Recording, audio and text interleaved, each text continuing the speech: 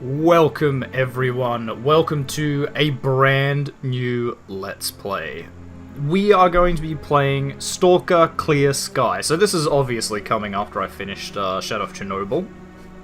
And this is the second game, but is the first chronologically. So this is a prequel to Shadow of Chernobyl. Now I've never ever played this one. I do know a lot about it. Out of interest, I've read Wikipedia and articles in the past and looked it up and everything, so that I kind of knew what all the games were about. But this is one I've always wanted to play. So Shadow of Chernobyl, at least in my eyes, was just because I play Call of Pripyat all the time. So Shadow of Chernobyl, in my eyes, is just a downgraded version, or not downgraded, but an earlier version of Call of Pripyat. Everyone will be angry at that because Shadow of Chernobyl is a lot better than Call of Pripyat in some respects, but those two games are a lot more closer, and the gameplay is a lot more familiar to each other than Clear Sky is to everything else, because this introduces the faction war mechanic, which is really cool, and we'll deal with that when we get in. But first things first. I'm not playing this game vanilla. I picked up the Sky Reclamation project, which you can see down here. It's basically a fan... It's one of the big overhauls, fan-made fixes, that tries to sort of preserve the game as much as it can, but still fixing all the rubbish that happens. I added a couple of the optional tweaks, generally the ones that were recommended for new, first-time players. Things like reduced grenade spam, what else was there? Not exactly sure. I added about 4 submods, I think, to make this game not easier, just better. Arguably better. So, without talking about it anymore, let's get in. We're going to play on Veteran. I don't think I'm good enough for Master at the moment, especially in a game I'm not familiar with.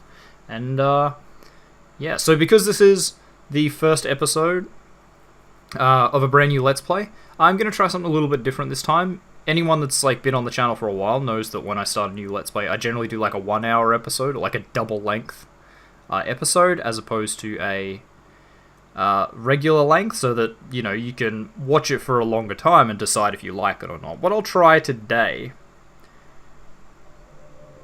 is, and I'll talk really quick before this cutscene gets done, I'll try doing 2 episodes, so I'll do a double episode released today, so it'll be episode 1 and 2 today, and then after that it'll be 1 episode a day, like normal. So tell me what you think about that, if you... In actual fact, we have nothing to worry about. According to our research, the next emission will not occur for at least 2 months, 4 days, and 7 hours. Its intensity will be 3 on the Bergman scale, which is 2.13. Yeah, if you prefer it that way, or if you prefer the previous way, let me know. And I'm going to stop talking so this cutscene can play out. Enjoy!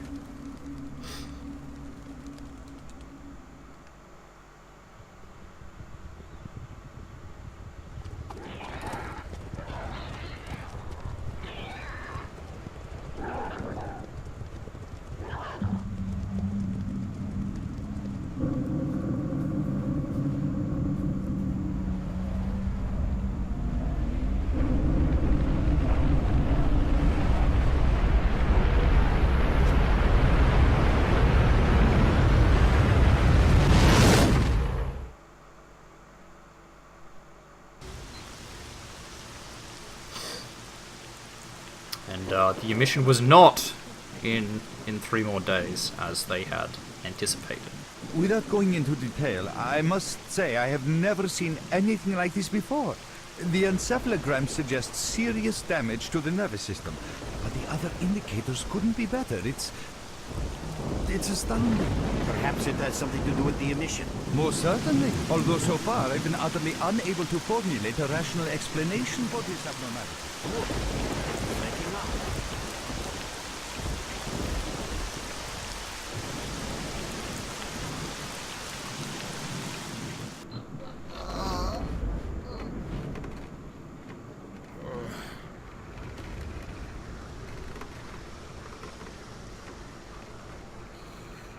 You're awake. That's good.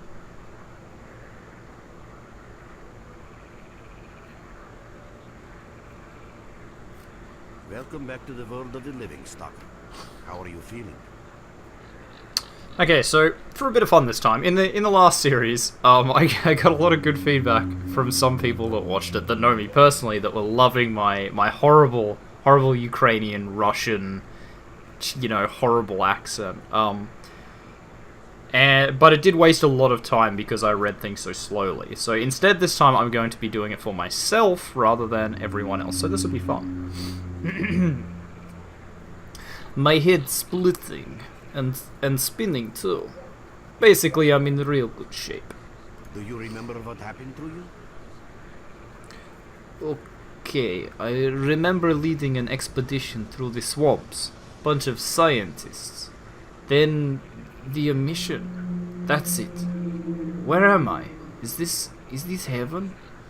Then why does it look so much like the zone? In the joking mood, eh? That bodes well for your recovery. I'm Lebedev, the group leader, and I'm responsible for everyone here. That includes you, for as long as you're here. We call ourselves S.T.A.L.K.E.R, and you are in our base right now. We picked you up in the swamps after the emission. Oh, I guess I got lucky then? Lucky? I doubt it. The facts are these. You survived the emission. That's the first thing I still can't explain. The second thing is that our patrol found you in the swamps, which are essentially endless quicksand. And thirdly, you nearly got torn into shreds by a pack of pseudo-dogs. But our boys got you out just in time. Such a chain of events tells me it's more than just luck.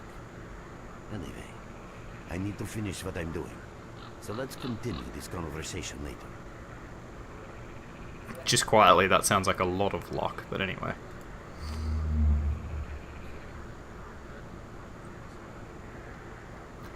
So I have jumped into this game very briefly just to see if it would record. And it seems like it does. So here we are in clear sky. You can already notice that... Oh, that's right, I got some changes to the UI, because apparently these blocks are really big in the default game. So instead, it's like sucks if you don't want to scroll all the time. Whereas the one of the mods I got makes the blocks smaller, but there's more of them, so that you don't have to scroll as much. It also fit the UI better to a 1920 by 1080 screen, which is what I have. And little things like that. It should be nothing that really changes the gameplay. Okay, so let's go talk to the barman. So you can see, for people that have come straight out of Shadow of Chernobyl, you can see that the map is a little bit different. And for people that haven't seen Shadow of Chernobyl first, you can watch this one first, but there'll be a lot of references I make to Shadow of Chernobyl that you may not recognize, because you haven't seen it. But technically speaking, this game comes before the other one. Now, what you will notice is we are in a new area, the swamp. There is the cordon. We'll cover the little dots on it first. We'll cover the little dots on it in a minute. There is Agropom, familiar. Garbage, also familiar. Dark Valley, still familiar. But we can't go to Rostock. We can't go to Bar. So when we travel from Garbage, we go straight to the army warehouses. Now, I believe this is because in the Stalker lore, Clear Sky doesn't get along with Freedom. Oh, wait.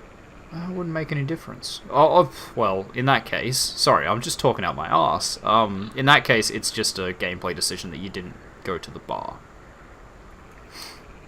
Anyway, Yantar, still here, very familiar. Army warehouses, still here, very familiar. Now, this is the change. This is where it gets interesting.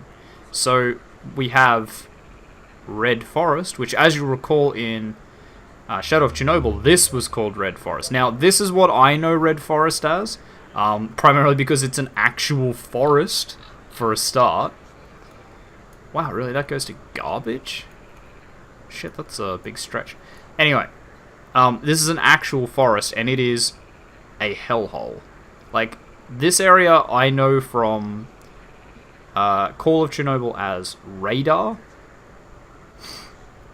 which I believe fits it better because that's an old radar station, but, in Shadow of Chernobyl they call it Red Forest. Over here we have Limonsk, and you'll notice that we're not going to be heading into sort of central Pripyat. And we still have the Chernobyl NPP. But you'll also notice, right, that the bottom half is grayed out. Well, it's not grayed out, it's fuzzy. And the top half is clear. That's because we're probably only going to be heading to the top half. Because you can see over here there's also Deserted Hospital, which I'm guessing is going to be some sort of shortcut, like, just judging our progression, you know, this will all be, like, random crap that we don't need to do. Maybe gets to Yanta, then that will push us through to Red Forest. Or the army warehouses. But once we get to Red Forest, you know, it's, like, from there it will be Limonsk to the Deserted Hospital to the Chernobyl NPP. So these 3 areas, 4 kind of, I guess, Red Forest as well, will be like an end of game thing. Now, what is different about this game compared to the others? So to go with the faction war mechanic, you can also see these dots, and these are the marks of enemy squads. Oh, sorry, they're the marks of squads. So yellow ones are neutral, I believe. It's either neutral or neutral and friendly. God, I'm sorry, my nose is running like a faucet.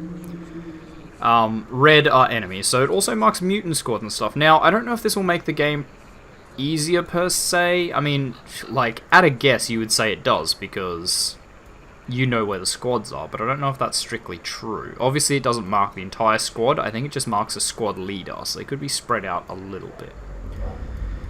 But in my opinion, it definitely does give you a little bit of advance warning. There was an option to switch those off in Sky Reclamation Project, but I feel that it's part of the game, so I'll leave it on.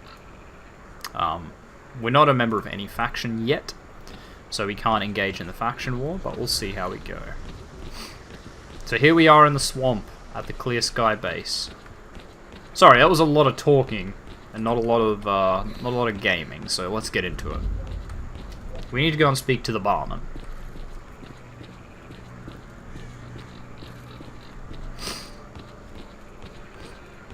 So is red north in this? No, red is south. I don't know why red is south. Normally on the compass, the red arrow points north, but you know. Look who we got visiting our swamps. You sure are a whiff of fresh air. Hello, Merc. You became quite a legend while you were out of it. Even you wouldn't believe some of the rumors I've heard. Anyways, here's a drink on the house for a lucky son of God. It should help you relax and tell me about your adventures. Because I just died of curiosity. So you can see that in this game we play as Scar, who just starts off as a mercenary. We don't have any affiliation. We were just hired to escort the scientists. It wasn't, you know, it wasn't anything personal. We weren't working for someone. We just got paid. There is not much to tell. I was leading a group of scientists through the swamps when an emission hit. I remember nothing after that. I regained consciousness here. So now you tell me what happened. Well then, you drink and I'll tell you about this place. It used to be pretty quiet here. We had the paths worked out, the right places explored, and the approach covered. Of course, the swamps ain't exactly spring break material, but it wasn't too bad either. Yeah, it wasn't too bad until the last emission, the biggest we've ever seen. These days our boys pray both to God and the devil before going out of the base. Because getting back alive is a miracle in its own right. But we're managing to hold it together. Because our guys ain't here for looks. They're fighting for a cause. Okay, I'm not going to do it yet because I'm pretty sure if I press escape it's going to exit this conversation, but I might turn the music down if I can, because that's really loud. How did you end up here? I was collecting bottles one after another and they let me here. I'm kidding, man. Truth is, there was no place for me in that other world. They didn't want me. In the end, I came here. First to the zone, and then to Clear Sky. The guys here are alright, and I need it here. They come back here after a mission, I pour them a drink, tell a few dirty jokes, and my job is done. Simple, but effective. By the way, they call me Cole. About this place, would you give me a clue as to where we are? In our base, as you can see, it's a small small, sinking farmstead in the middle of romantic, endless swamps. I couldn't tell you where it is Romantic. exactly, but it's the last place in the zone where you can meet real people. Guys who won't screw you, stab you in the back or let you bleed to death to save a med kit. I'm no stranger to the zone, yet I've never heard about Clear Sky. How do things work here? You know why you've never heard of it? Because too many people want to know about it, and the fewer that do, the better. Lebedev is our leader. The man is a rock if ever I've seen one. He's the glue that holds our whole group together.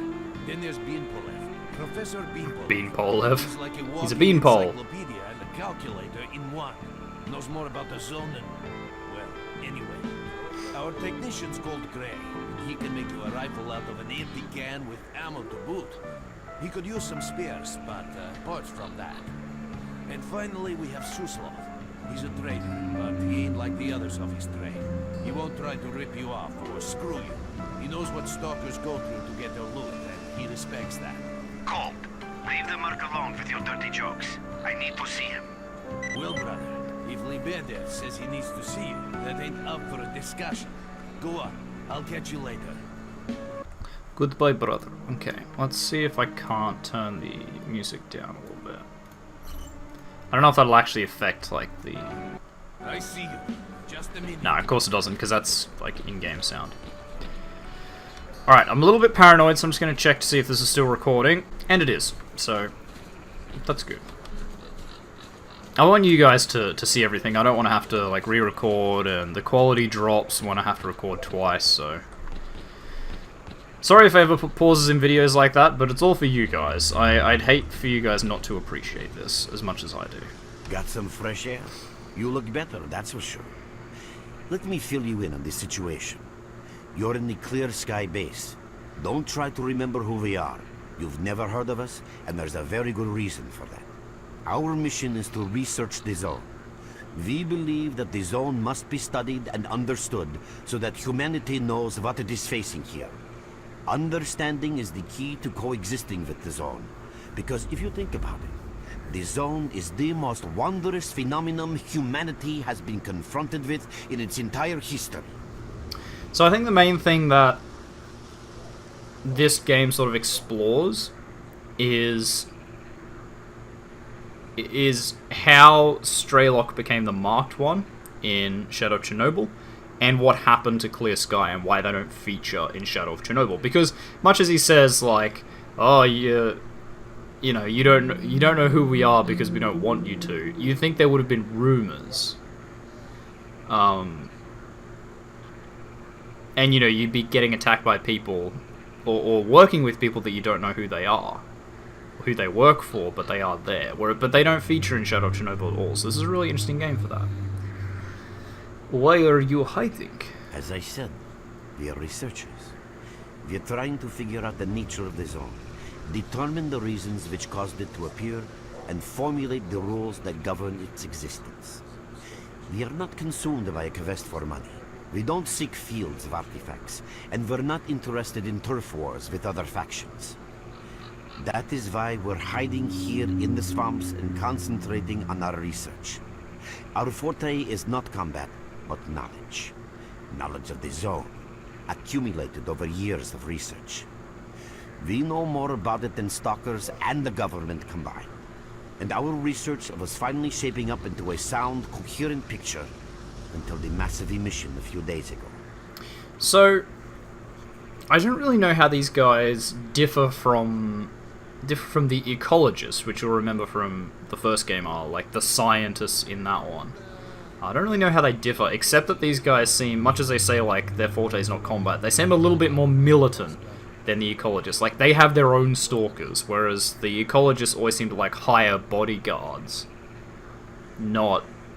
If you get what I mean? Like, these guys have their own fighters, whereas the ecologists seem to basically just always hire people. What was so peculiar about it? We've had emissions before. No, that emission was incredibly powerful. It was on a level of its own. It was like a hurricane that swept the whole zone, changing it. Everything is different.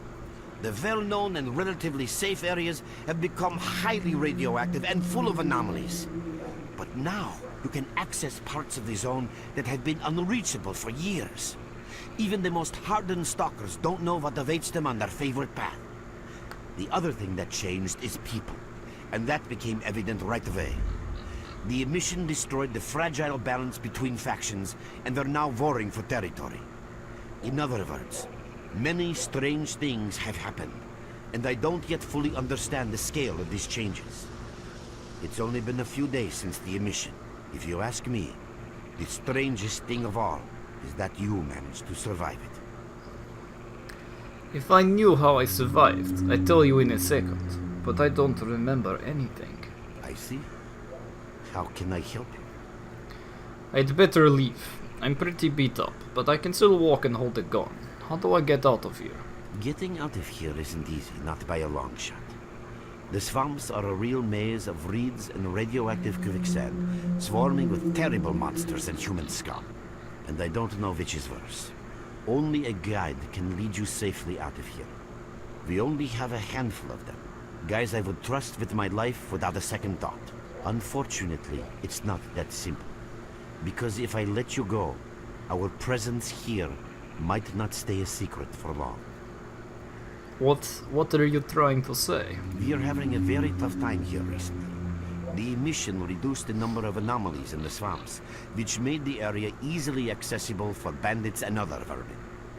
There are so many of them, they'll be setting up camp in our base soon if we don't do something about it. The problem is that we're not really the fighting type, so we've been steadily losing ground. But you, one look at you, tells me you're a pro in that sort of thing. Your experience can save the lives of many. This is the second outpost. We're under attack. I repeat, we're under attack. Help! That's enough chit-chat. There's been another attack on our outpost. Help us fight it off. If it makes any difference, some of the boys who saved you are there right now. You still remember how to survive in the zone? I remember bits and pieces. Great. Get over to the trader and he'll fit you out with some basic equipment. After that, head straight to the outpost. Once you're outside the base, listen to my advice. I'll try to guide you along. Oh, I love how he says the QU sound, like qu, whereas he says it with a... It sounds like a QV, not a QW, if that makes sense. So it's normally like quicksand, it's quick. Love that. Visitor? I'll be right there. At last. Here, take this basic equipment kit. It's designed specifically for patrol missions. Thanks. Hey, is it always this stressful here? I've been ordered to issue you some equipment. There's no time for questions. The boys need you now. Yeah, I'm gone. Alright, so we have some basic equipment. Wow, we have a shotgun. Thrilling. I mean, we have a shotgun and a pistol. We can't take out in the outpost. What is... I'm gonna need to know this. What is the quick key for first aid? Quick med kit is... Okay. I'm gonna change this again like I did in the last game. Change it to that.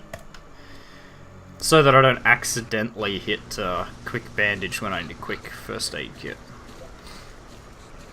Alright, and then I talk to you. Attention. So, are you ready to go to the outpost? I am ready. Alrighty, I'll blindfold you until we get there. You understand, I'm sure. We must keep the route secret. Right. I might just talk normally for the other stalkers, just because otherwise it'll be a bit confusing for you guys. Okay, so I have the shotgun. Oh, this game already looks better. I could have picked up Atmosphere 3, or I could have picked up Atmosphere. Mark, there are anomalies ahead. Be careful. Remember, don't move until you've thrown a bolt in front of you. Okay, so we're still doing introductory stuff. So, right, what's different in this game? If it's the same button. Yeah, so in this game, you remember in the first game, artifacts were just on the ground, and you sort of found them. In this game, you need a detector, which I can't take out if I have a two-handed weapon. So if there's an artifact around, your detector starts to light up. Now, this is very similar to how it works in Call of Pripyat.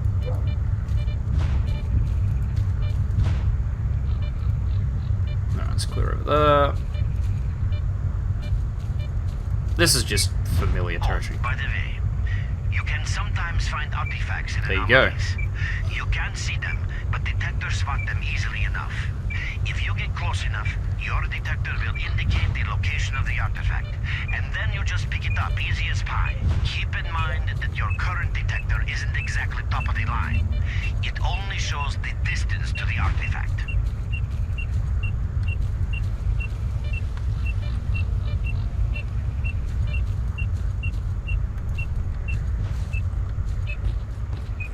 Okay, slower.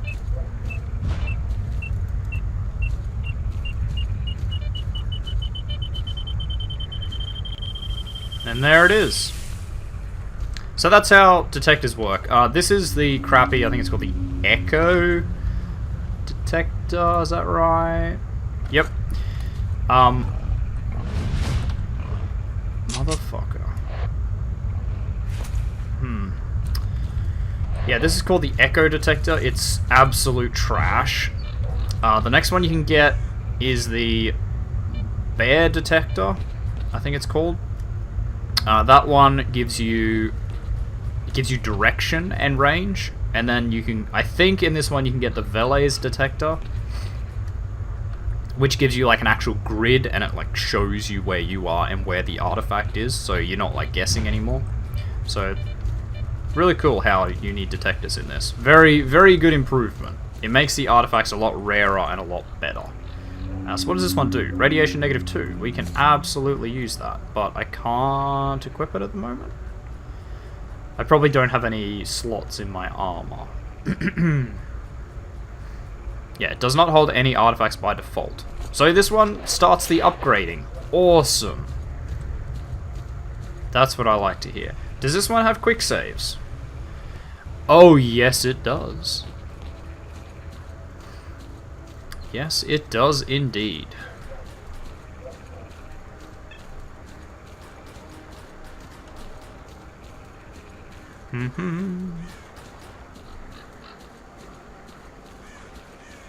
What are we firing at? There's nothing there. Run for the tower! The monsters can't get you there! But I don't care.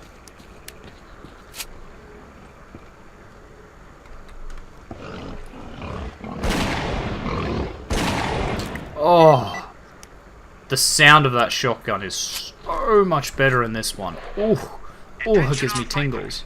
An emission is approaching. Get to cover now.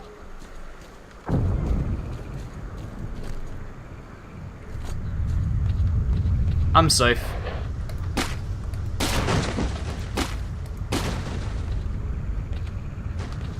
Okay. Oh, return to the clear sky base. You got it. You can see the birds falling out of the sky. Nice.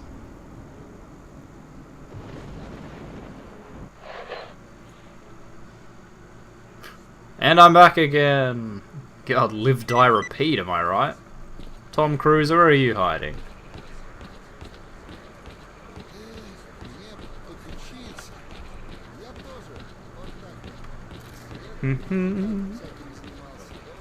Oh, but that shotgun noise though. Oh, that's beautiful. You survived the emission again. I'm not even that surprised. Our boys picked you up not far from the tower when things calmed down a bit. You know, Bien Polev was right. You defied. Sorry, I still can't get over Bien Polev. He believes that you acquired some, let's say, unusual abilities, which help you survive anomalous activity that would literally tear anyone else down to atoms. Literally. Also, it looks like something is increasing your body's performance in several areas, to the point that our monitoring equipment goes off the scale. Wait, don't get too excited. There's always a fly in the ointment. Every emission harms your nervous system, and if this continues, you will die. You know, just quietly, if there's always a fly in the ointment, I'd probably just buy a different ointment, but, why do emissions occur this often? A normal emission is the release of energy accumulated in the zone. A discharge, if you like. But what's happening now is completely different. In my opinion, The increasing regularity of these emissions is the zone's response to some sort of serious threat, akin to the response provided by a human immune system. It is difficult to rationally explain coexistence between humans and the zone. The zone tolerates us in some areas and forbids us from going to others. Whatever is beyond the Scorcher and further towards the center of the zone is taboo, a place where stalkers are not supposed to set foot. I think that recent events in the zone are related to the fact that someone broke that taboo and made it past the Brain Scorcher. So that's a bit of a different policy than Shadow of Chernobyl, because you remember in that, it was kind of like the Brain Scorch and everything was just there to attract good stalkers. Not really to keep them out, like it was to brainwash people. Not to keep them away. So obviously things have changed between this game and the other. Someone got past the Scorcher. What risks does this pose for the zone? It's hard to say. To answer that question, I would need to know what's in the center of the zone. Some say the monolith, others say the Vishkrater. The more unpretentious ones dream about fields of rare artifacts. I was at the power plant myself, a young specialist at the time, but I don't know what's there now. What I can say is that the Scorcher appeared for a reason. It prevents the center of the zone from being reached. People cannot go beyond the Brain Scorcher. Is there a real way to pass the Scorcher? Even a theoretical chance? I didn't think so until the large emission.